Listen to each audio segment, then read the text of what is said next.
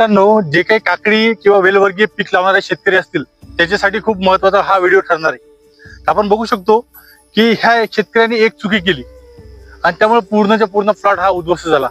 उलट बघायला गेलं तर हा प्लॉट पूर्ण सीडनेट मध्ये प्लॉट आहे आणि पूर्ण एका सुपर कवचच्या मध्ये असल्यासारखा प्लॉट आहे। हा प्लॉट खूप जबरदस्त जमायला पाहिजे होता, पण ह्या शेतकऱ्यांच्या काही चुका त्यामुळे हा प्लॉट पूर्णच्या पूर्ण बसलेला आहे। हे जे प्रॉब्लेम आहे याला आपण बॅक्टेरिया बिल्ट ह्या प्रॉब्लेमचं नाव आहे।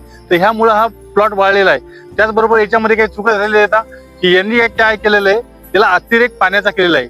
त्याला ड्रीप मधून जास्तीत जास्त पाणी दिले व त्यासोबत नायट्रोजन बेस जे खतं असतात, ज्या खतामध्ये नायट्रोजनचं प्रमाण जास्त असते ते नायट्रोजनचे प्रमाणचे खतं याला जास्त दिले आहेत, त्यामुळे हा प्लॉट बसलेला आहे। तर अशा प्रकारे कोणत्याही शेतकऱ्यांनी गलती करू नका। तर अशा प्रकारे जर प्लॉट आपल्याला जर सुधारत असेल तर त्यासाठी मी तुम्हाला एक औषध सांगतो। आपल्याला काय करायचे की activated potassium salt of long chain polyphosphorus नावाचा एक कंटेन ते मॉलिक्यूल घ्यायचे।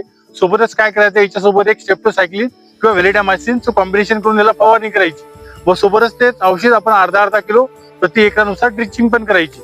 अशा प्रकारे जर आपण याची ट्रीटमेंट घेतली तर नक्कीच ह्याचा प्रॉब्लेम आहे तर असा प्रॉब्लेम येणार नाही। अशा प्रकारे आपल्या शेतातली झाडं मरणार नाही किंवा वाळणार नाहीत।